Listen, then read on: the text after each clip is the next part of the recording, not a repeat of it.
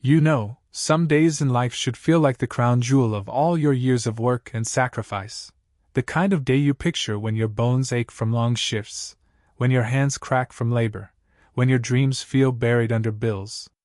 My daughter's wedding day was supposed to be that for me. It should have been the proof that all my sacrifices were worth something. Instead, it carved itself into me like a wound I'll never quite heal from. When you're a man in his late 50s like me, you measure life differently. Not in vacations or trophies, but in moments you hope your children will carry forward. My daughter, Emily, God, she was everything to me. Her mother left us when Emily was just 12 years old. One morning, we woke up and her closet was empty, her perfume gone, her laugh just an echo that didn't belong to the house anymore.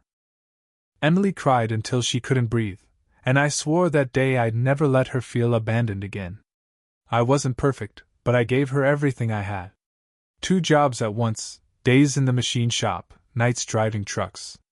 There were winters I went without heat so she could have a warm coat, dinners where I pushed food around my plate so she could have seconds. She never asked for much, but when I caught her sneaking glances at the other girls' sneakers or the phones they carried, I saved until my knuckles were raw just to see her eyes light up when she got something new. She was my pride, my compass, the one thing that gave meaning to my gray mornings. But children grow, and life has a way of pulling them away from you even when you don't notice it happening. Emily was bright, ambitious, more beautiful than she realized.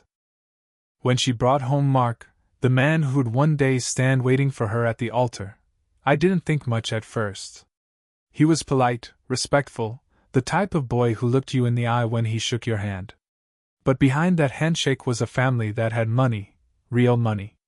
They lived in a house that looked like something off the cover of a magazine, with marble counters and framed art I couldn't even name. At first, I was glad for her. She'd worked hard, and she deserved a good life. But I couldn't ignore the way her voice changed when she was around them, the way she'd laugh softer, cross her legs like she'd seen in movies, and look at me like she was bracing for embarrassment. I wore work boots to a dinner at their home once, and I saw the flicker of shame in her eyes. That one glance cut deeper than any insult. Still, I let it go. I told myself she was just adapting to their world, trying to fit in.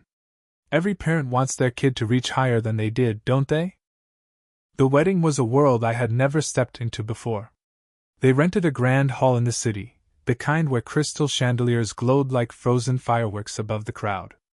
Musicians played a soft string quartet in the corner, and the guests, all polished in black suits and sequined gowns, floated between tables draped in white linens. I stood near the back at first, in a suit I'd rented from a shop that still smelled faintly of mothballs, the shoes tight enough to remind me I wasn't made for this scene. And then I saw her. My daughter. Emily. She looked like she'd stepped straight out of a dream I could never afford to have. Her dress flowed around her like a cloud of ivory silk, her hair twisted into something so delicate it seemed like one wrong breath would undo it. She was radiant, so radiant it made my chest ache with pride.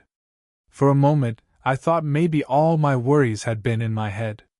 Maybe she was still my little girl under all that glitter and music. But as I walked through the crowd, I felt eyes on me. Not the kind of eyes that welcome, but the kind that measure and dismiss. Whispers followed like shadows. I caught pieces of them. That's her father? Surprising, isn't it? Doesn't quite fit in, does he? I swallowed each one like shards of glass. I kept telling myself none of it mattered. This was her day, not mine. Still, there was an unease that clung to me, heavier with each passing minute. It wasn't just the guests. It was Emily. The way she glanced at me with tight lips when I tried to joke with her bridesmaids. The way she pulled her hand back quickly when I reached for it to steady her veil. The distance wasn't physical anymore. It was something deeper, invisible, like a wall rising between us in a room full of people. I tried to ignore it. I tried to smile when I gave my small toast, though my throat felt like it was closing around the words. I raised my glass and thanked everyone for being there, and I told Emily and Mark how proud I was, how much love I wished for them. My voice cracked once, but I pushed through. Some smiled politely. Others barely looked up from their glasses. Emily, she barely looked at me at all.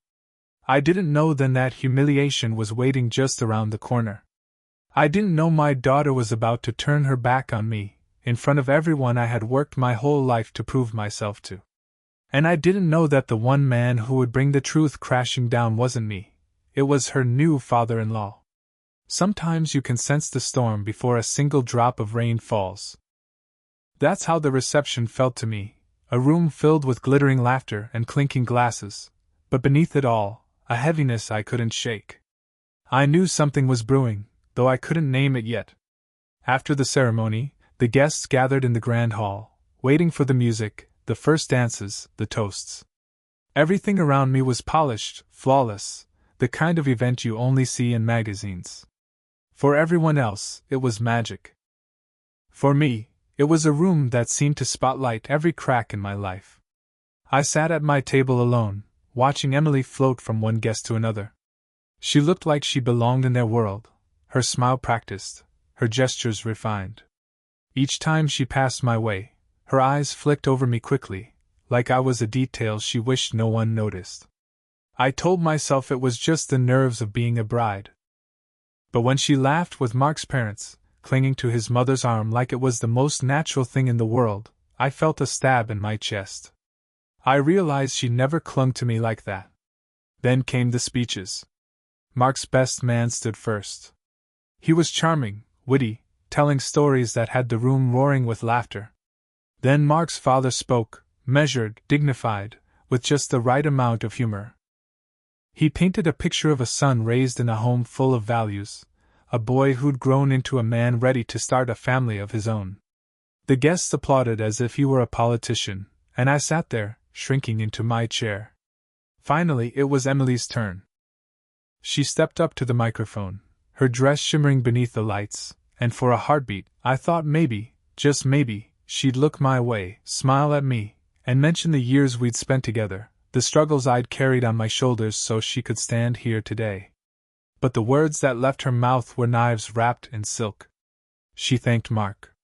She thanked his parents. She thanked her bridesmaids, her colleagues, even her college professors. And then she paused, eyes skimming the room, before she said, "And of course, thank you to my father, for being here tonight." No warmth.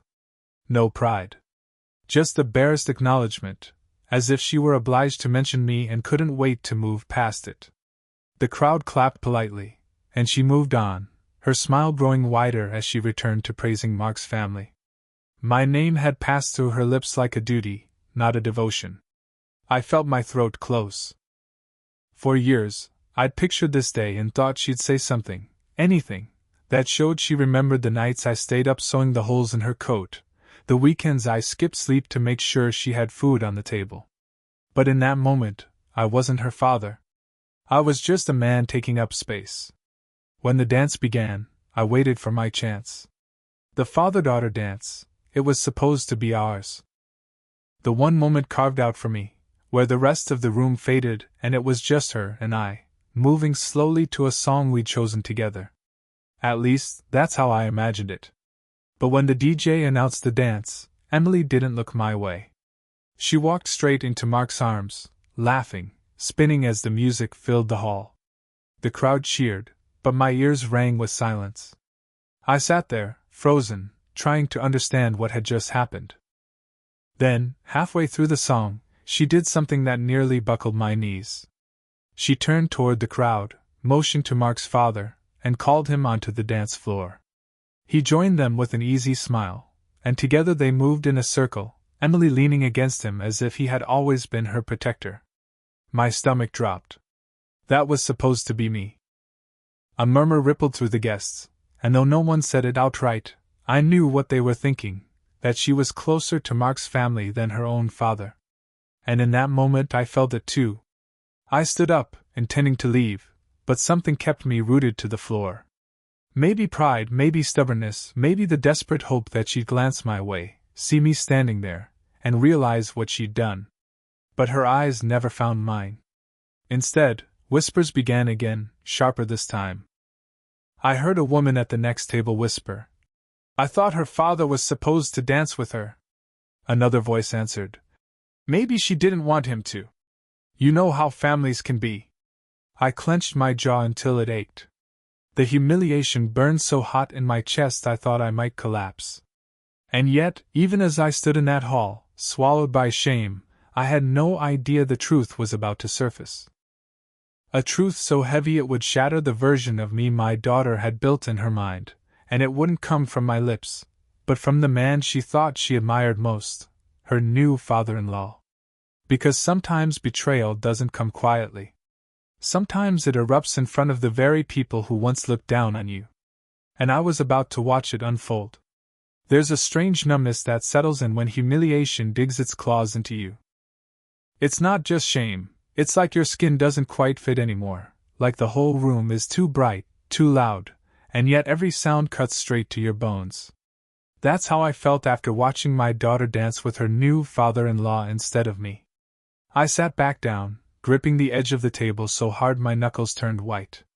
The wine in my glass trembled with each shallow breath. I didn't drink it, I couldn't trust my stomach. My eyes stayed on Emily, my little girl who wasn't little anymore, who looked radiant and happy in someone else's arms while I sat like a ghost at my own daughter's wedding. The music shifted, couples filled the floor, and the laughter grew louder. I watched Mark twirl her, his family clapping and cheering, and for a moment I wondered if I was the only one who noticed how she'd erased me. But then I caught the looks, the sidelong glances from guests, the uncomfortable half-smiles from relatives who knew me back when Emily was small. They didn't know what to say. They just knew something wasn't right. And then it happened. The MC called for open toasts, an invitation for anyone to stand and share a few words about the couple. There was laughter, applause, more praise for Emily and Mark. I thought maybe I should say something too, to remind everyone, that I was still here. But before I could gather the courage, Mark's father stood again. He raised his glass, his tall frame commanding the room. He had that kind of voice that fills a hall without effort, smooth, confident, a man used to being heard. Ladies and gentlemen, he began, I have one more thing to say tonight. And I believe it needs to be said, not just for the couple, but for all of us who sit here witnessing their union. The chatter died instantly.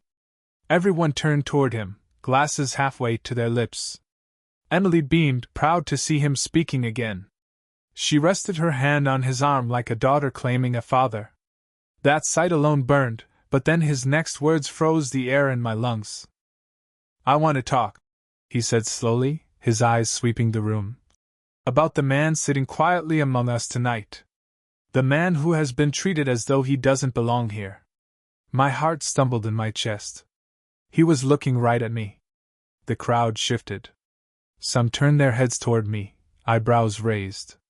Emily's smile faltered, confusion flashing across her face. She pulled her hand back from his arm. Mark's father continued, his voice tightening. I've seen enough in this life to know when respect is missing. And tonight I've seen a man, the father of the bride, looked at as though he were less than the rest of us. And I will not stay silent. A ripple went through the room.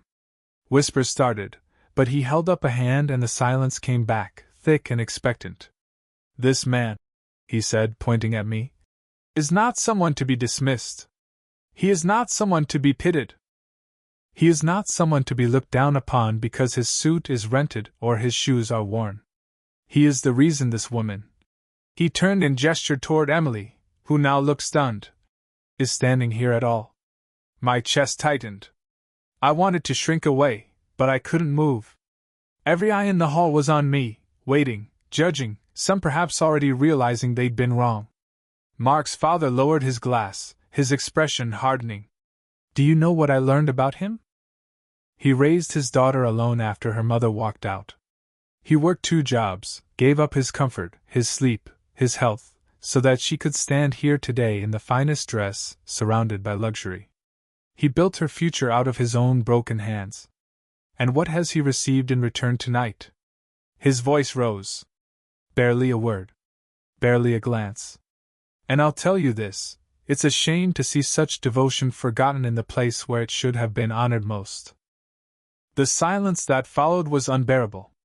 My ears pounded with the sound of my own heartbeat. I couldn't look at Emily. I couldn't look at anyone. Finally, I lifted my eyes and saw her face. Emily was pale, her lips parted, her eyes wide with something I couldn't name. Was it shock? Was it shame? I didn't know. But for the first time that night, she looked at me, really looked at me. The guests shifted uncomfortably. Some cleared their throats, some stared at their glasses. A few nodded in my direction, guilt flickering across their faces. I could feel the atmosphere changing, but it didn't comfort me. It only made the knot in my chest tighter. Because as much as I wanted to feel vindicated, to stand up and thank him for saying what I couldn't, I also knew something had cracked open in the middle of that hall. A truth too heavy to ignore. And the night was far from over. When the last of his words hung in the air, it felt as if the chandeliers themselves had dimmed. The entire hall sat in that uneasy silence, and every face turned toward me like I was a man suddenly stripped bare. I didn't know what to do, whether to stand and nod, whether to speak, whether to stay frozen. My throat burned with the things I wanted to say, but fear locked them down. Emily's eyes stayed on me, wide and unblinking, as though she was seeing me for the first time that night.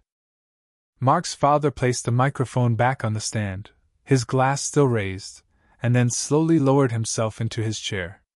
For a man who looked like he'd never broken a sweat in his life, his words had carried the weight of a hammer striking stone. The music didn't resume right away. People shifted in their seats, awkward coughs punctuated the silence, and whispers started to spread like fire over dry grass. My daughter, the bride who had ignored me all evening, stood there clutching her bouquet so tightly her knuckles were pale. She looked like she might crumble under the weight of the moment. And then, as if to break the tension, the DJ restarted the music, a jaunty tune that seemed almost offensive in its cheer. Conversation slowly picked back up, but the energy in the room had shifted. Some people smiled at me now, hesitant but genuine, as though they'd just realized they'd been part of something cruel. A few even raised their glasses in my direction. I nodded stiffly, unable to trust my voice. But Emily, she stayed rooted near the stage, her smile gone. When she finally moved, it wasn't toward me. It was toward the door at the side of the hall. I watched her slip through it, her dress brushing the frame like a ghost exiting the room. I sat there torn. Do I follow? Do I let her be? For years I'd chased after her, when she cried at night, when she fell behind in school, when she doubted herself. But now she was a married woman, no longer a child needing her father's steadying hand. Still, something in me rose up, that same instinct that had guided me through all those years alone. She was my daughter. And no matter how much she hurt me, I couldn't let her walk out broken. I stood, my chair scraping against the polished floor, drawing a few glances. I ignored them and followed her through the side door. The hallway was dim, quieter, the muffled thump of music leaking from the closed doors behind me. At the end of the corridor, near a large mirror, she stood with her back to me.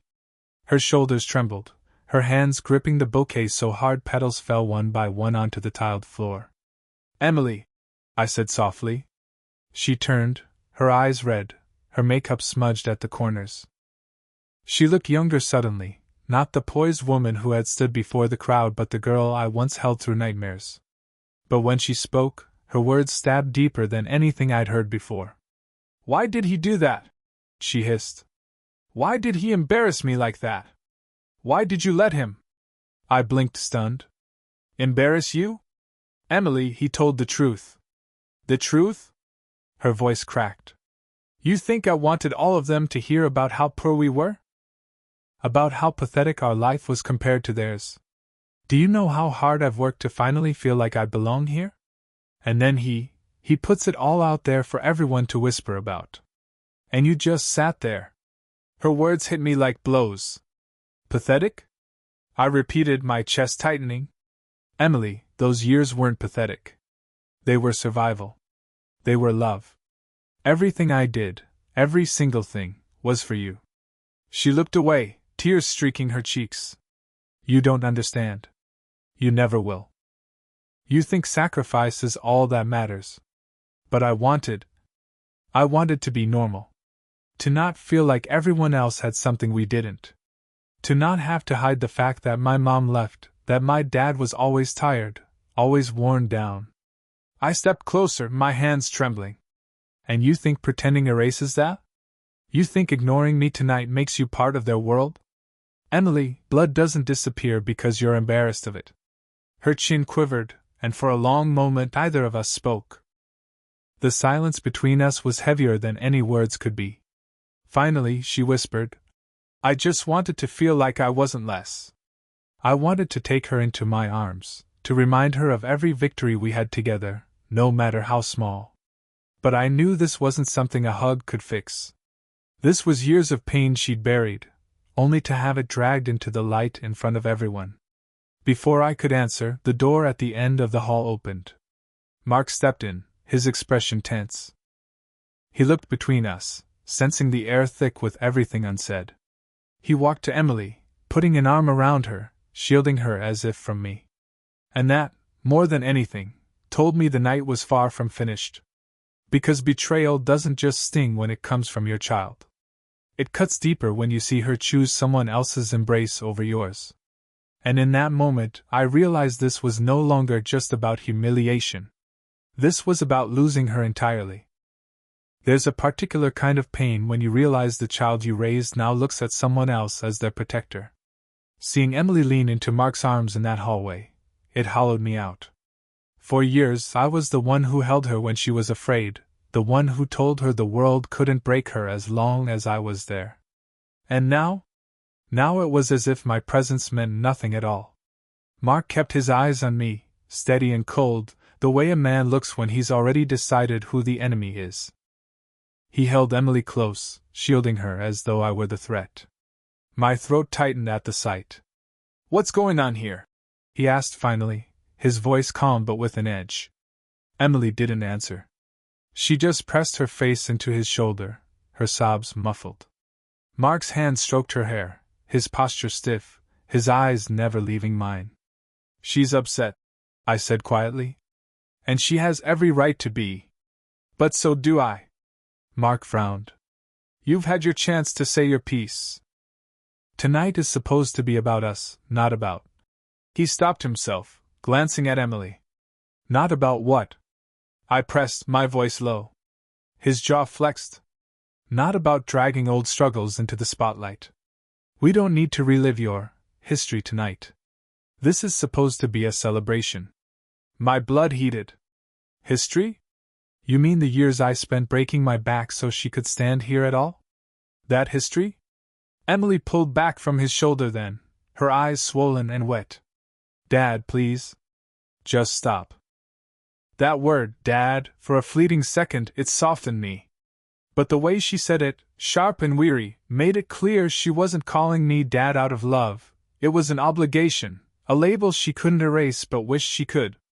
I can't stop, Emily, I said, my voice trembling now. Do you think it didn't tear me apart to hear you thank everyone but me?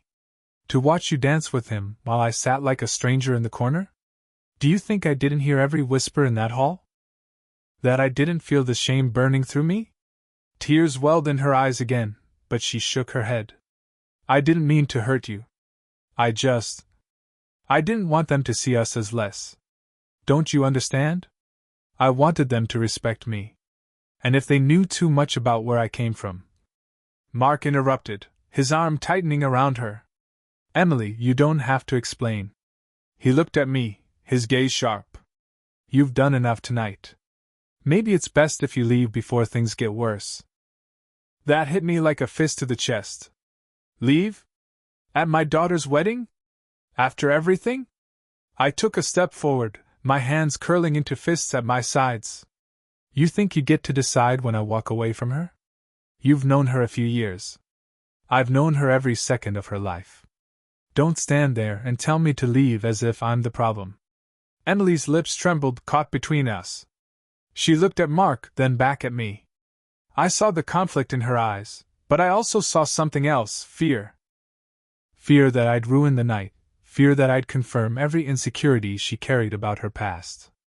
"I don't want to fight," she whispered. And in that moment, I felt something inside me fracture. Because despite everything, despite the years, despite the sacrifices, she wasn't standing with me. She wasn't even asking Mark to soften his words. She was asking me to back down. I turned away, pressing a hand against the cold wall to steady myself. My voice was low when I finally spoke. "I've never asked you for thanks, Emily. Never. All I ever wanted was for you to remember who stood by you when no one else did. If you choose to forget that, I can't stop you. But don't ask me to sit silent while you erase me from your life." Either of them answered. The silence stretched so long it felt like years. Finally, I heard Emily's soft sob again, and Mark's quiet whisper to her, "It's okay, I've got you." That was it. I couldn't stand there another second. I walked back down the hall, each step heavier than the last, and pushed the doors open to return to the reception. The music hit me like a wave, laughter spilling through the air as though nothing had happened. People were dancing, glasses clinking, plates filled with food I couldn't even pronounce. To them, it was just another wedding. To me, it was the night I realized I might have already lost my daughter long before she said her vows. I sat down at my lonely table, staring into my untouched glass of wine. My reflection stared back, tired eyes, lined face, a man out of place. But then something unexpected happened. Mark's father rose again. He didn't take the microphone this time. He just walked over to me, sat down in the empty chair beside me, and leaned forward with a quiet intensity. "You don't deserve this," he said under his breath, his eyes scanning the room as though making sure no one else heard. "And believe me, I'm not done speaking my mind." I looked at him, stunned. "Why are you doing this?" He gave me a bitter smile. "Because I've seen what betrayal looks like. And I won't watch it play out in silence." And in that instant I knew the night wasn't finished with me. Not by a long shot. The weight of his words clung to me like smoke. "I've seen what betrayal looks like." They echoed in my chest even as the laughter and music around us tried to drown them out. For a long moment, I just stared at him, the man who should have been my rival, the man whose family I thought had stolen my daughter from me. Yet here he was, sitting beside me, his jaw tight, his eyes sharp, as though he was carrying a burden of his own. "What do you mean by that?" I asked, my voice low. He didn't answer right away. He sat back in his chair, his gaze moving across the hall where Emily and Mark had reappeared, blending seamlessly into the crowd. She looked composed again, as though the hallway tears had never happened, her arm linked with Mark's as if nothing could shake her world. Mark's father let out a slow breath. "I mean," he said finally, "that I know what it's like to be disregarded by the very people you'd lay down your life for. And I won't sit here tonight and watch a man endure that same fate without at least trying to set the record straight." Before I could respond, he stood. My stomach twisted. I knew what he was about to do. He walked back to the microphone at the front of the hall. The chatter quieted as people noticed, glasses clinking softly as they were set down. The DJ lowered the music again, confusion rippling through the crowd. Emily's face paled the second she realized where her new father-in-law was headed. He took the microphone, his tall frame commanding attention, and cleared his throat. "I wasn't planning on speaking again," he began. "But there's something heavy on my chest. And if I don't say it, I'll regret it. Tonight is supposed to be about honesty, about vows, about truth. And yet I've seen truth pushed aside. That can't stand." The crowd shifted uneasily. Emily's smile froze in place. Mark placed a protective hand on her back, whispering something I couldn't hear. Mark's father continued, his tone tightening. "Earlier tonight, I spoke about the father of the bride. About the sacrifices he made.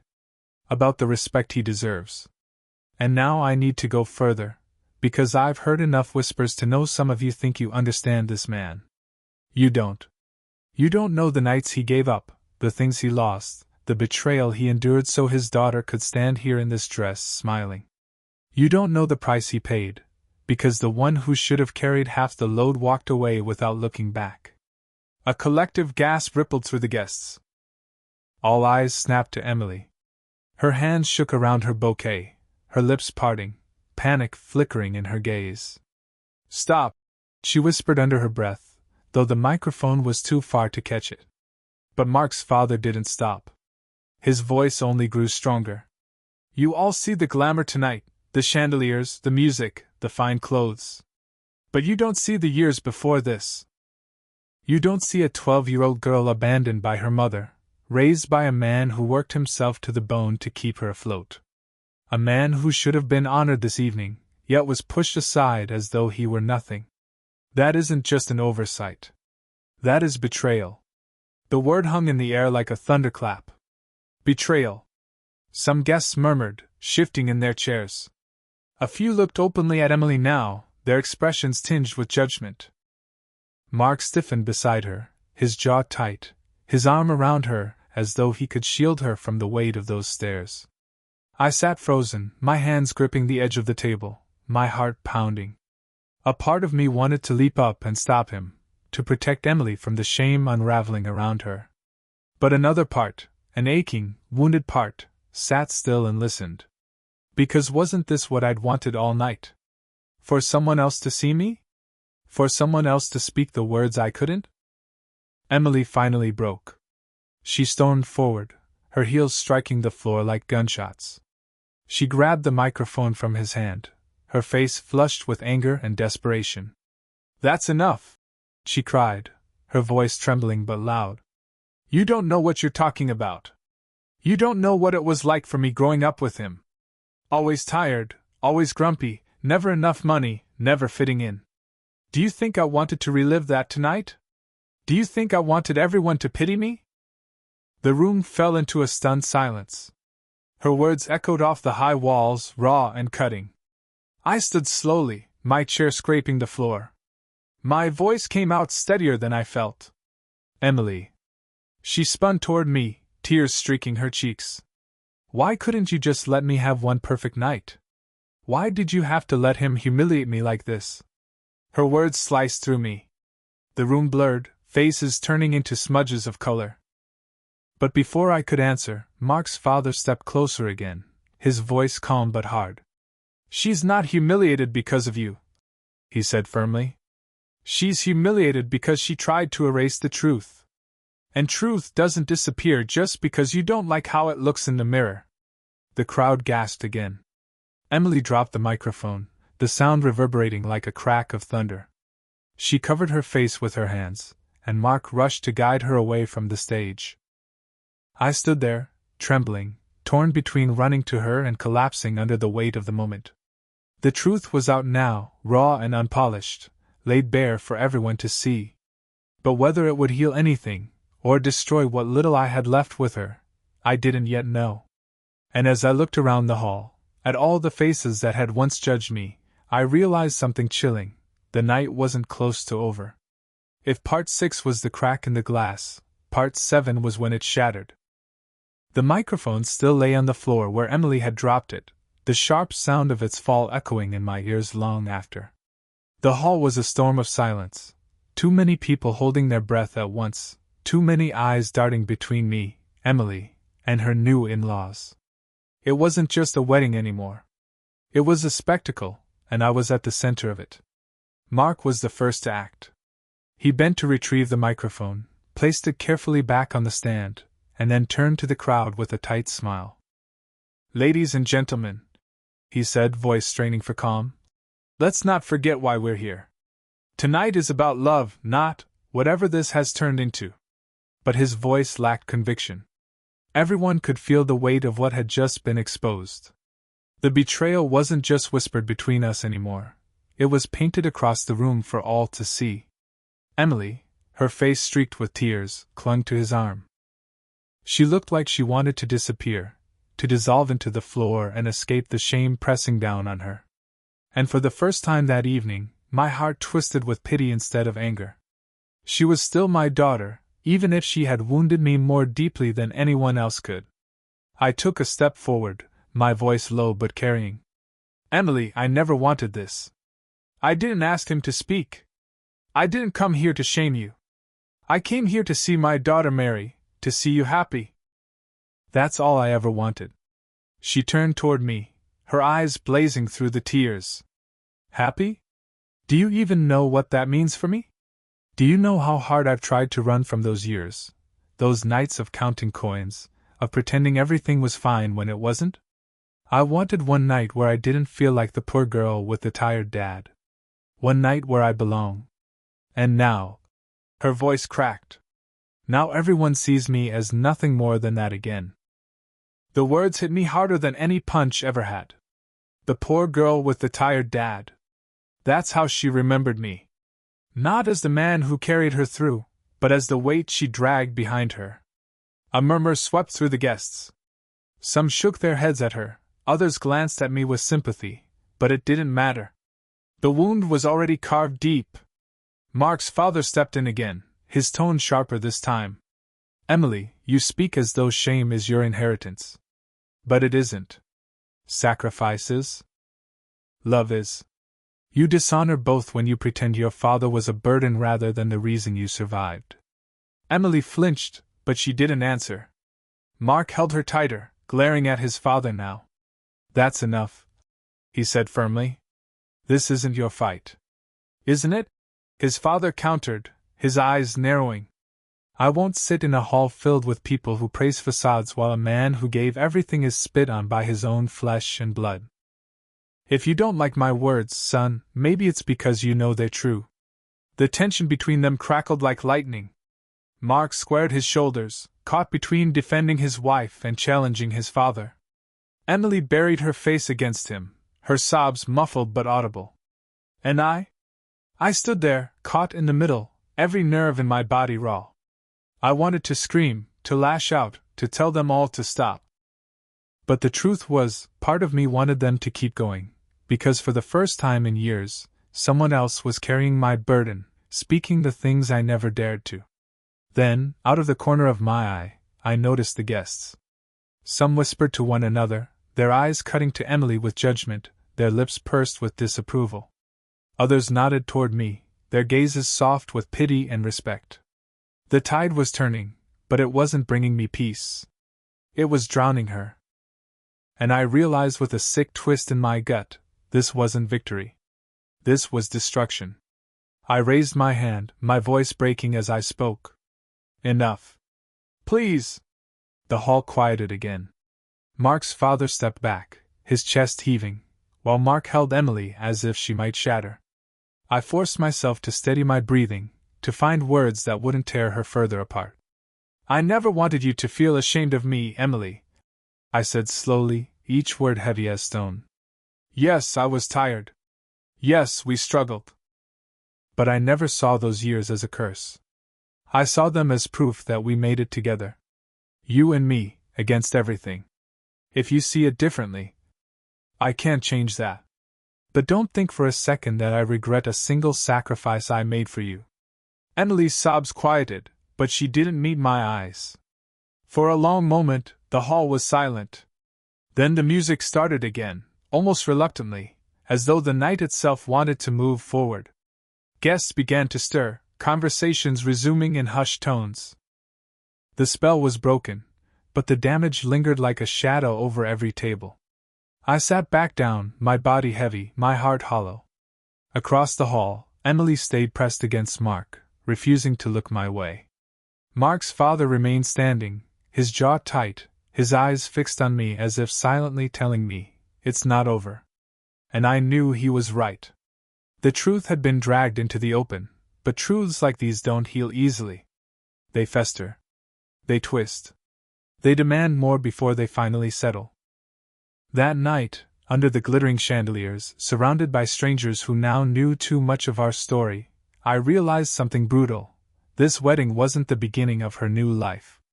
It was the burial of the bond we once shared. But sometimes, from burials, things rise again. And the night still had more to reveal. You'd think after such a scene, the night would calm down, that people would politely avoid stirring the wound any further. But weddings have a way of loosening tongues, and once truth spills out, it's hard to stuff it back in. I sat at my table, numb, the sounds of music and chatter blurring around me. My wine glass sat untouched, condensation pooling at its base, a slow circle spreading across the linen. My eyes drifted toward Emily, who hadn't looked my way since the confrontation. She clung to Mark like he was her lifeline, and in a way, maybe he was. He was her escape from the past she wanted so badly to erase. And I, whether I liked it or not, was that past, sitting in a suit that didn't quite fit, watching her pretend I didn't exist. Mark's father returned to his seat, his jaw still tight, his face drawn with the kind of expression a man wears when he knows he's said too much but refuses to regret it. He glanced my way once, gave a small nod, then turned back to his plate. It should have been over then. But betrayal doesn't unravel neatly. It keeps tugging at loose threads until everything comes undone. The next tug came from a guest. An aunt on Emily's mother's side, one of the few who'd bothered to attend, stood suddenly, glass in hand. Her voice carried across the room, too loud, too eager. "Well," she said with a brittle laugh, "since we're all airing truths tonight, maybe we should remember there are two sides to every story." The room stilled again. My gut clenched. I knew that tone. I'd heard it years ago, when Emily's mother left and her family looked at me like I was the villain. The aunt went on, her smile sharp. "Yes, he worked hard. No one's denying that. But let's not pretend he was some perfect saint. There were reasons her mother walked away. Reasons Emily grew up wishing she had more than just sacrifice and struggle. Maybe if he hadn't been so stubborn, so closed off, things would have been different." The words cut through the hall like knives. My fists clenched under the table. I wanted to shout her down, to tell the truth she never cared to hear, that her sister had left because she wanted freedom, because responsibility weighed more than love in her hands. But I stayed silent, my jaw locked, because I could feel every eye on me again. Emily lifted her head then, her gaze darting between me and her aunt. And I saw it, the flicker of doubt, of anger, of old wounds tearing open all over again. Mark's father, to his credit, slammed his glass down, the sound sharp. "That's enough," he barked. "This isn't the time or the place to drag a man's name through the mud. Especially not when he's carried more than most of you could stomach for a single year." But the damage was done. Whispers spread. Guests leaned toward one another, murmuring, speculating, trading pieces of stories they didn't fully know. And in that chaos, I felt the floor tilt beneath me. Emily stood abruptly, her voice breaking. "Stop it! All of you! Just stop!" Her bouquet hit the table with a thud, petals scattering. Tears streaked her face again, and this time there was no holding them back. "I can't breathe with all of you looking at me like this, like I'm supposed to pick a side. He's my father, yes, but he's also the reason I hated my life for so long. Do you think I wanted to watch him come home exhausted, covered in grease, falling asleep at the table? Do you think I wanted to be the girl with second-hand clothes, pretending not to hear kids whisper about me at school?" Her words silenced even the whispers. They rang out, raw and unpolished, the venom of years she'd kept hidden. I stood slowly, my chest aching, my vision blurring with a mix of anger and grief. "You think I didn't know, Emily? You think I didn't hear you crying yourself to sleep some nights? Do you think it didn't kill me every time I couldn't give you what you deserved? I was there, carrying the weight alone, while your mother vanished into thin air. You may have hated the life we had, but damn it, it was the only life I could build for you." Her sob deepened, her shoulders shaking. Mark held her, but even he looked rattled now, caught in a storm bigger than either of us. Then Mark's father spoke again, quieter this time, but with a force that stilled the room once more. "Let me tell you something," he said, his voice low and steady. "Money doesn't erase betrayal. Comfort doesn't erase abandonment. I know this because I lived it too. My wife, Mark's mother, once nearly left us for the same reasons. She wanted freedom, luxury, a life unburdened by responsibility. But I stayed. I fought. I reminded her of who we were. And though she's still here, the wound of that almost betrayal never left me. So when I see a man who stood alone for his daughter being cast aside, I won't keep quiet. Not ever. Gasps rippled again. Mark's mother flushed, shifting uncomfortably, her eyes darting anywhere but at her husband. The revelation cracked the illusion of their perfect family just as mine had been shattered years ago. And in that moment, I realized something. Betrayal doesn't belong to one house, one family. It runs through bloodlines like a hidden current, pulling each of us under when we least expect it. But what mattered now wasn't the past. It was whether Emily could ever look at me again without seeing shame. And as the room buzzed with this new truth, I knew the night was heading toward a reckoning I wasn't sure any of us were ready for. By the time the echoes of Mark's father's revelation faded, the wedding hall no longer felt like a place of celebration. It felt like a courtroom, with every chandelier spotlighting the accused, every guest a silent jury. No one was dancing now. The music still played softly in the background, but it was nothing more than a faint, awkward soundtrack to a night unraveling. I sat there, my heart pounding, my hands trembling against the table. Emily stood across the room with Mark, her face pale beneath her makeup, her bouquet abandoned, petals scattered like confetti of sorrow. She looked at me as though she didn't recognize me, as though I'd turned into a mirror she didn't want to face. It was Mark's mother who broke the silence this time. She rose to her feet, her voice thin but sharp, cutting through the tension. "You didn't have to say that," she hissed at her husband. "Not here.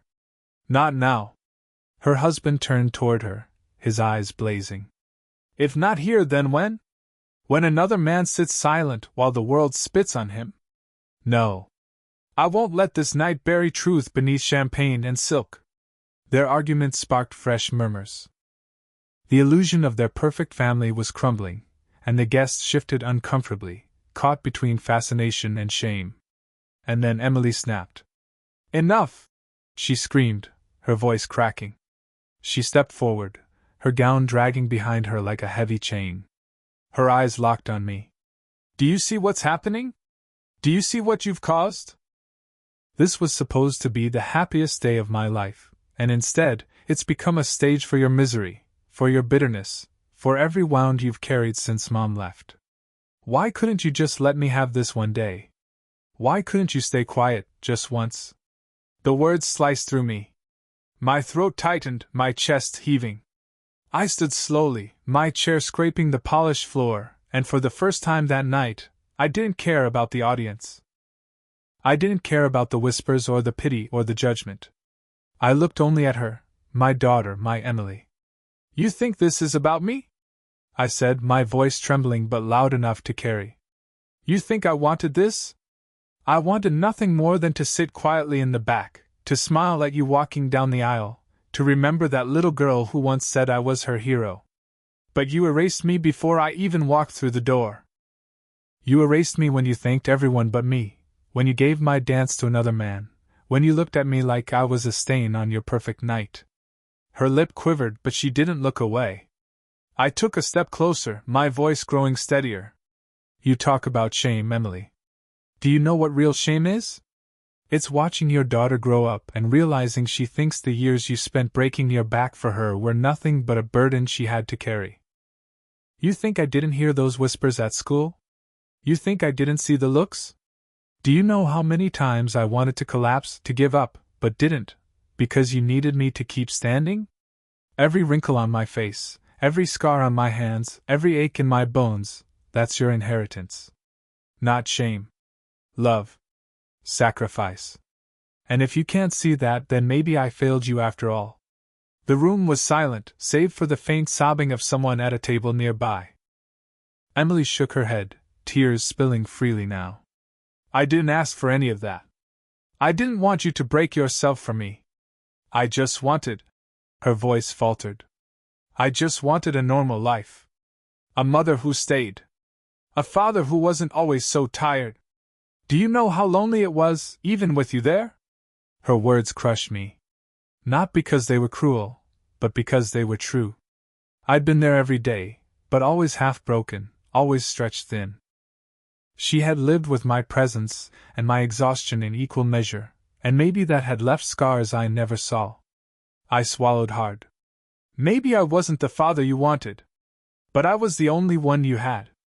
And I gave you everything I could. She opened her mouth to speak, but before she could, Mark's father stepped forward again. His voice wasn't loud this time, it was quiet, steady, but it carried more weight than any shout. "Emily," he said gently, "I've lived long enough to know perfection doesn't exist. Not in fathers, not in mothers, not in marriages. What matters isn't whether your father gave you a life without pain, it's that he stayed when others left. That he chose you, every single day, when it would have been easier to walk away. You think tonight is ruined because truth was spoken. But maybe tonight is the first time you're seeing the truth for what it really is." Emily's shoulders sagged. She covered her face with her hands, her sobs muffled but raw. Mark held her, his jaw tight, but his eyes flicked toward me with something I hadn't seen all night: respect. The guests sat in silence, waiting, holding their breath for whatever came next. And for the first time that evening, I felt the weight shift. Not gone, not lifted, but moving, like a storm beginning to pass, leaving wreckage behind but also a strange, hollow calm. Emily finally lowered her hands, her face red and streaked with tears. Her eyes met mine, trembling, wounded, searching.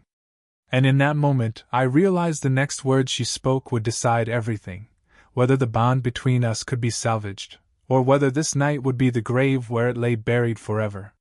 When her eyes finally met mine, the whole room seemed to hold its breath.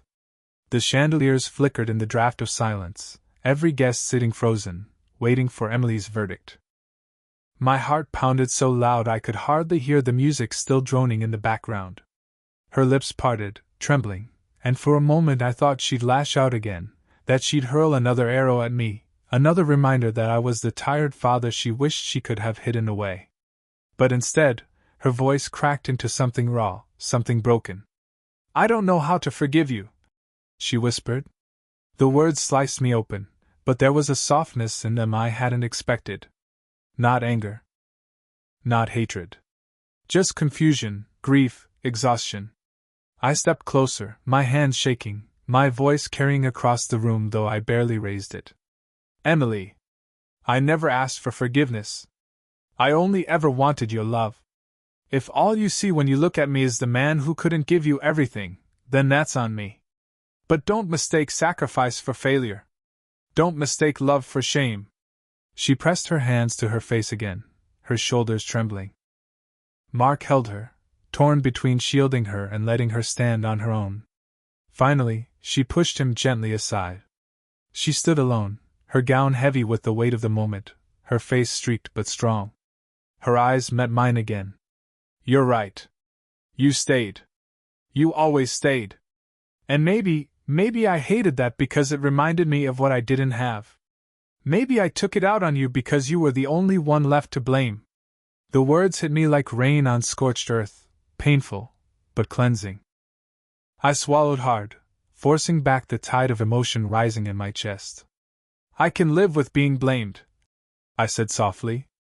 "But I can't live with being erased. Not by you." The silence that followed was unbearable. And then, slowly, she nodded. Just once. It wasn't forgiveness, not yet, but it was something, an acknowledgement, a crack in the wall she had built between us. The guests seemed to exhale all at once, the tension breaking. Some clapped awkwardly, others dabbed at their eyes. Even Mark looked at me differently now, less like an outsider, more like a man he'd underestimated. It was Mark's father who gave the final words, his voice calm, steady, carrying the authority of a man who had lived long enough to understand both pride and regret. "Family isn't built on perfection," he said. "It's built on staying, even when it hurts. Tonight isn't ruined, Emily. Tonight is real. And maybe that's better than any illusion we could have dressed it up with." Emily let out a shaky laugh through her tears, a sound fragile but alive. She turned toward the guests, her voice barely steady. "Thank you, all of you, for being here. I don't know what else to say except, I think tonight has shown me more about love than I ever expected. The applause that followed wasn't the wild cheer of celebration. It was slower, gentler, but honest. People rose to their feet, raising glasses not just to the bride and groom, but to the truth laid bare. I sank back into my chair, my body heavy with exhaustion, but for the first time that night, my heart wasn't hollow. Emily hadn't embraced me, hadn't run into my arms like in the movies. But she had looked at me, spoken to me, seen me. That was more than I thought I'd have when the night began. As the music swelled again and guests drifted back onto the dance floor, Emily approached me. Her steps were hesitant, her gown brushing the floor like waves. She stopped in front of my table, her hands twisting nervously in front of her. "Dad," she said softly, the word trembling on her lips. "I can't promise I'll stop being angry about the past. But I don't want to lose you either. Not completely." I stood, my legs weak but steady. For a long moment, we just looked at each other. Then, slowly, I extended my hand. "One dance?" I said quietly. Her eyes filled with fresh tears, but she nodded. She placed her hand in mine, and together we walked to the floor. The music slowed, a gentle melody filling the hall. I placed my hand lightly on her shoulder, careful, almost afraid to break the fragile truce we'd found. She leaned into me, not fully, not like she had with Mark's father earlier, but enough. Enough for the world to see that I was not erased. Guests watched, some smiling, some wiping their eyes. Mark stood at the edge of the floor, his expression conflicted but resigned, while his father looked on with something like pride. For the length of that song, nothing else mattered. Not the whispers, not the betrayals, not the years of distance. Just a father and daughter, moving slowly under the glow of chandeliers, bound not by perfection, but by the simple truth that we had both survived. When the song ended, she pulled back, her lips trembling. "Thank you?" she whispered.